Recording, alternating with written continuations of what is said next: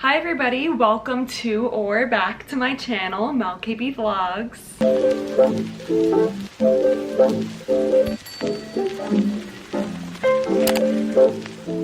2 years ago, probably over 2 years ago at this point, I did a video all about actor finances, what it looks like living in New York City, pursuing musical theater, how much it costs to live in New York, everything.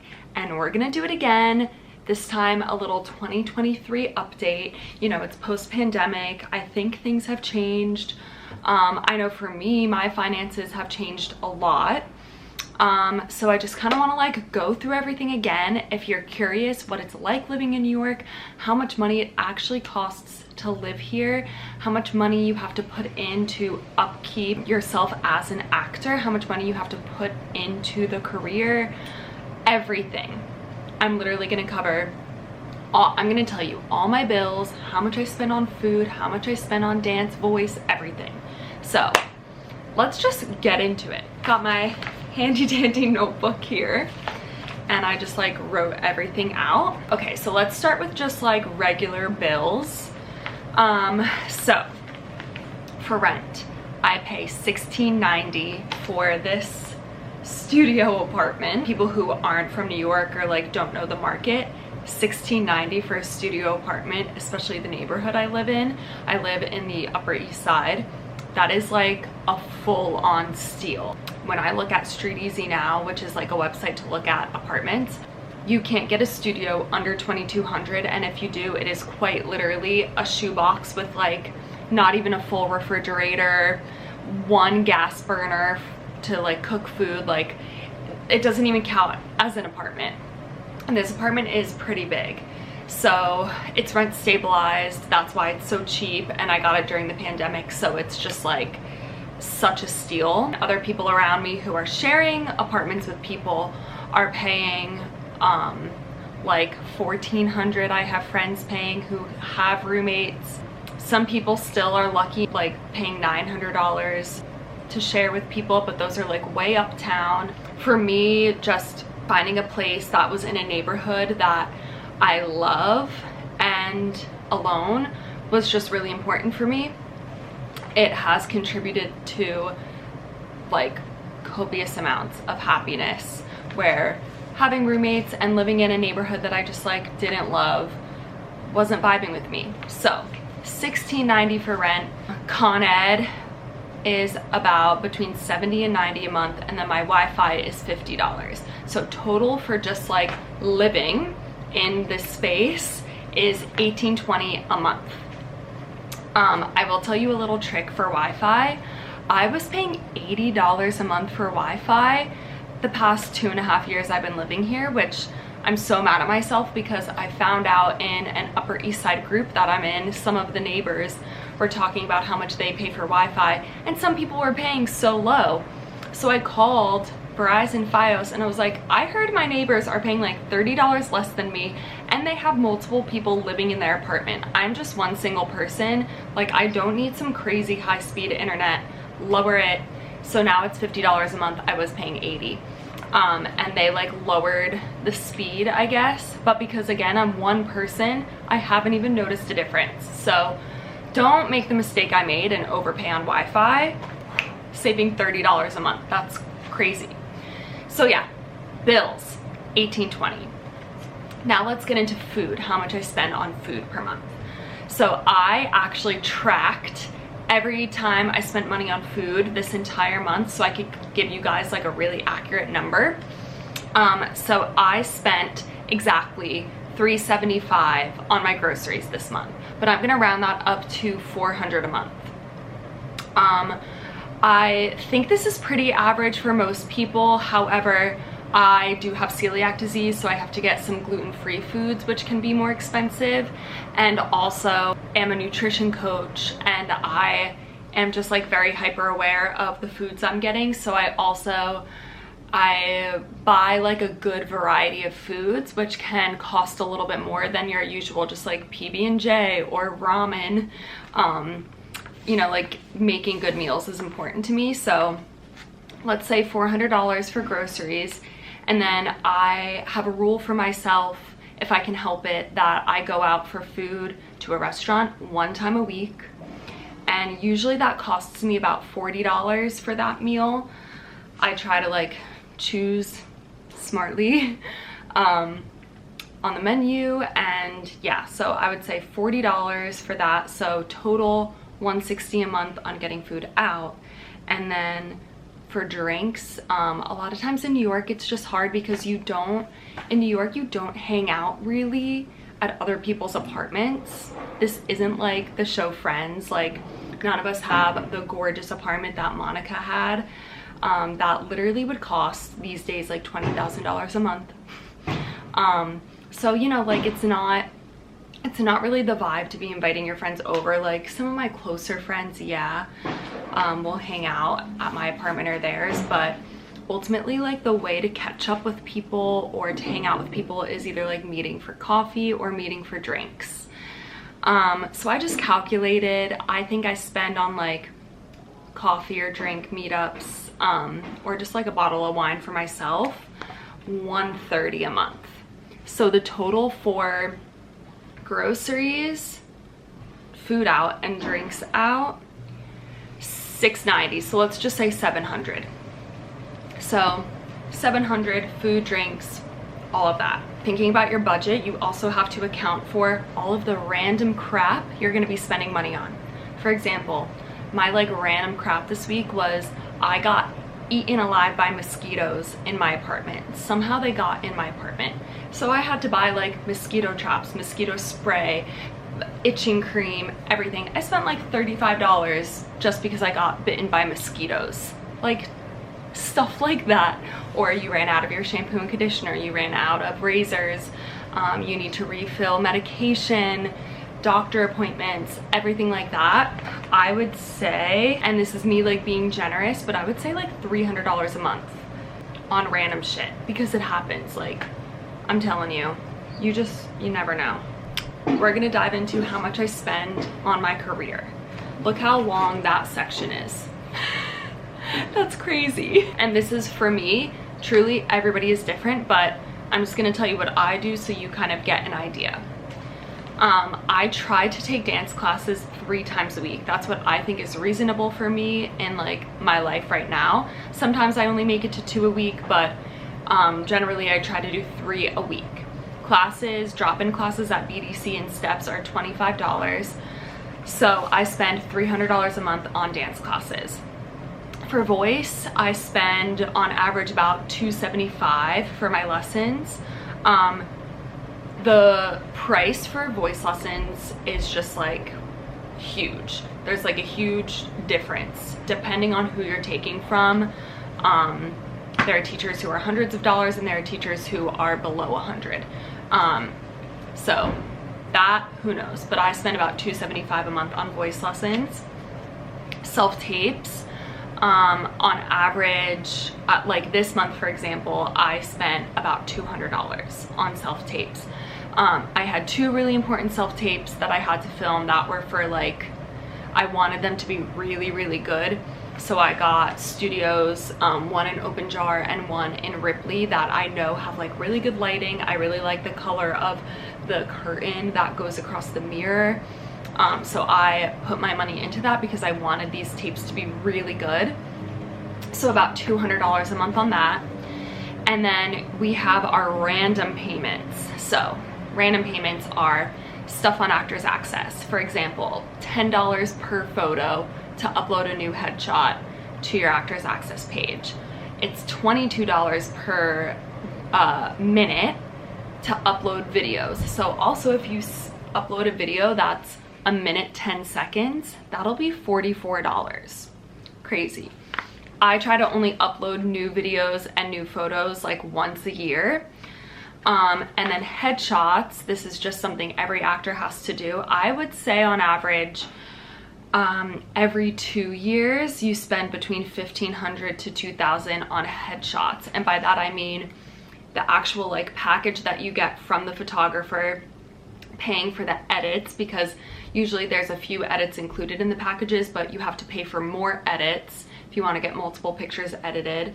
Printing them, I think it cost me oh, like $100 to print like 75 prints or something like that. The hair and makeup when you get the headshot done, buying outfits for the headshots. So I would say like $2,000 every 2 years on headshots. Then dance shoes and dance clothes, Laducas, which are like the standard dance shoe that every dancer wears. They go for around like $275. There was a time where I had to buy like one pair every year, just to have different colors, different styles, and that I wouldn't be like wearing down the same shoe every day because of like how much I'm dancing. Luckily, my most recent job with Norwegian Cruise Line, the shoes we wear in the shows are Laducas, and we're able to bring one pair home. So I'm like pretty good with Laducas for now, but I don't know, I would say your average dancer buys like a pair a year, so $275. And then audition outfits, rehearsal outfits, everything like that. It adds up because you don't want to be like wearing like tattered, like gross, overworn clothes to auditions. You want to keep everything fresh. And same with rehearsal clothes. Like Lululemon is expensive, but honestly those are the best looking clothes you're gonna get. And leotards and everything are just like nice audition dresses. So I would say on average that is about $600 a year for the clothing. And then makeup for whoever wears makeup, I would say I spend $200 a year. And that's being like, I'm really lowering it there. But yeah, so let's calculate the yearly payments for stuff like that. Oh my God, okay. I like blew myself away with this calculation. This career is so expensive. Holy crap. Okay, so for dance, voice, and self-tapes, dance, I spend on average $3,600, voice $3,300, and self-tapes $2,400. The total for those three per year is $9,300. Then if we add our accidentals, which is just, you know, headshots, actors access, dance shoes, clothes, makeup, $1,956 a year, $1,956 a year. So the total for how much I spend on my career per year is $11,256. I'm actually curious if there are any other professions where it costs that much to keep up your skills and everything like that. Holy shit. Okay, now I want to die. Now let's calculate. So we said like my bills for the month are $1,820. Food plus random crap is $1,000. And then my career per month, let me just get my career per month. Okay, so the total for how much I spend on my career per month is $950. So I'm not going to give you the grand total for how much money it costs to live in New York and pursue your dreams as an actor, to be a working actor, how much it costs per month. Yep, as suspected, the grand total is $3,770. So with that, I've kind of always had the number 4,000 in my head as like, that's how much I would like to be making every month to get by. And that's hard to get. That is a salary, that's like a $50,000 salary. Now you're probably wondering, how the hell is she paying for all of this?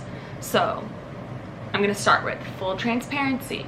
I do not have any student loans. Thank the Lord. My amazing parents paid for my college, and I'm so grateful because I do have friends who are still paying student loans, and yeah, I'm very grateful that I don't have to do that. Kind of like, let me link right here. I did a video all about day jobs. So here's like me just talking about day jobs, if you want to watch that. But I was just on a very long cruise contract where I saved a lot of money. Okay, well, initially coming back from this contract, I had a new goal because I'm 29 years old.